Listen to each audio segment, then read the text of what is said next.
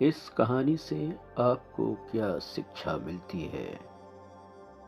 Group discussion कर अपने विचार रखें। फलिस्तीनियों ने इस्राएली सैनिकों के विरुद्ध लड़ने के लिए सैनिकों को भेजा। फलिस्तीनी सैनिक तराई के एक किनारे पर खड़े थे, जबकि इस्राएली सैनिक तराई की दूसरी तरफ खड़े थे। पहला सामुएल 17 अध्याय 1 पद से 3 पद तक। फलिस्तीनी सैनिकों में से एक, जिसका नाम गोलियत था, वह बहुत लंबा मजबूत आदमी था, जिसने भारी कांस्य धातु कवच पहना था। उसके भाले में लोहे का सिर था और हत्थे का वजन लगभग 6 किलोग्राम था। पहला सामुएल 17 अध्याय 4 पद से 7 पद तक। गोलियत इस्राएली सैनिकों से चिल्लाया, मैं एक फलिस्ती हूँ, मेरे साथ युद्ध करने के लिए किसी इस्राएली सैनिक को चुन लो। यदि वह मुझे मार डाले तो हम फलिस्ती तुम्हारे दास हो जाएंगे, परंतु यदि मैं तुम्हारे पुरुष को मार डालूं तो तुम इज़राइली हमारे दास हो जाओगे। पहला सामुएल 17 अध्याय 8 पद और 9 पद।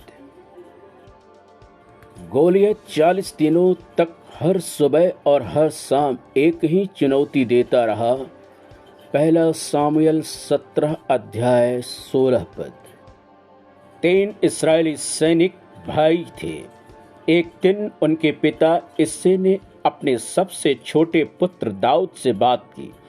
उन्होंने कहा, दाऊद, जाओ अपने भाइयों को युद्ध के मैदान में देखो और ये कुछ भोजन उनके पास ले जाओ, फिर वापस घर आओ और मुझे बताओ कि वे कैसे हैं, उनके बारे में समाचार। पहला सामुएल 17 अध्याय 13 पद, पहला सामुएल 17 अध्याय 18 पद। तब दाऊद इस्राएली सैनिकों की छावनी अर्थात तंबू में आया तो उसने सुना कि इज़राइली गोलियत से युद्ध करने से डर रहे हैं। पहला सामुएल 17 अध्याय 20 पद, 24 पद और 26वां पद। दाऊद ने इस्राएली सैनिकों से कहा, यह फलिस्ती यहोवा की आज्ञा का पालन नहीं करता है, इसलिए वह आप सैनिकों से कभी नहीं जीत सकता। जो हमारे जीवित परमेश्वर की आज्ञा मानते हैं, मैं स्वयं उस फलिस्ती से युद्ध करने जाऊंगा। पहला सामुएल 17 अध्याय 26 पद और 32वां पद। जब इस्राएली राजा साउल ने दाऊद की बातें सुनी तो उसने उत्तर दिया, नहीं, तुम केवल एक लड़के और गोलियत कई वर्षों से एक सैनिक है। पहला सामुएल 17 अध्याय 33वां पद। दाऊद ने कहा, अपने पिता की भेड़ों की रखवाली करते हुए मैंने एक शेर और एक भालू को मार डाला है। यहोवा ने मुझे उनके पंजों और दांतों से छुड़ाया। अब मैं इस फलिस्ती को मार डालूंगा। पहला सामुएल 17 अध्याय 34 पद से 37 पद तक। जब साउल दाऊद को गोलियत से लड़ने के लिए जाने देने के लिए राजी हो गया तो उसने दाऊद को अपने सैनिक के कवच पहनाया।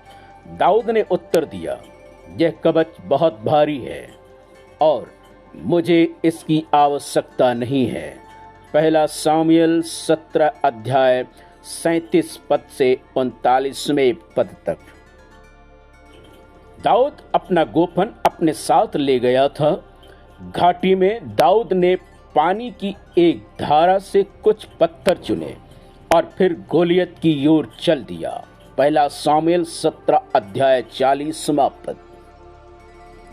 जब गोलियत ने दाऊद को देखा तो वह चिल्लाया, छोटे लड़के, मेरे देवता तुझे साप देते हैं, मैं तेरा शरीर को पक्षियों और पशुओं को खाने के लिए दे दूंगा। पहला सामुएल 17 अध्याय 42 से 44वें पद तक। तब दाऊद ने ऊंचे स्वर में कहा, तुम्हारे पास तलवार और भाला है, परंतु यहोवा मेरे साथ है। वह इज़राइल का परमेश्वर है, जो स्वर्ग में स्वर्गदूतों की एक सेना को आदेश देता है। पहला सामुएल 17 अध्याय 45वां पद। यहोवा तलवार और भाले से नहीं लड़ता, वह अपने इज़राइली लोगों को बचाएगा। यहोवा तुम्हारे विरुद्ध लड़ता है और वही जीतेगा। पहला सामुएल 17वां अध्याय 46 और 47वां पद। दानव और युवक दाऊद लड़ने के लिए तैयार एक दूसरे की ओर दौड़े। दाऊद ने दौड़ते समय अपने गोफन में एक पत्थर रखा और उसे घुमाना शुरू किया। पहला सामुएल 17 अध्याय 48वां पद। जब दाऊद ने गोफन छोड़ा तो पत्थर उसमें से उड़कर गोलियत के माथे पर लगा और उसके सिर में धंस गया। तुरंत दानव जमीन पर गिर गया। पहला सामुएल 17:49। तब दाऊद गोलियत की लोथ के पास दौड़ा और उस दानव की तलवार उठाई और उस मनुष्य का सिर धड़ से अलग कर दिया। पहला सामुएल 17:51। जब फलिस्ती सैनिकों ने देखा कि उनका दानव मर गया है तो वे डर गए और मुड़कर भाग गए। इज़राइली सैनिक उनका पीछा करते हुए उनके निज देश में चले गए। पहला सामुएल 17:51 और 52 पद। इस प्रकार यहोवा ने इज़राइल को दाऊद के माध्यम से उनके शत्रुओं पर विजय दिलाया। पहला सामुएल 17:51 और 52। धन्य धन्य नगर बेतलहम में, धन्य मरियम यीशु पे, धन्य मरियम यीशु पे, ओ आबे धन्य मरियम तो हरि गोद ताई सुजन में नी सुजन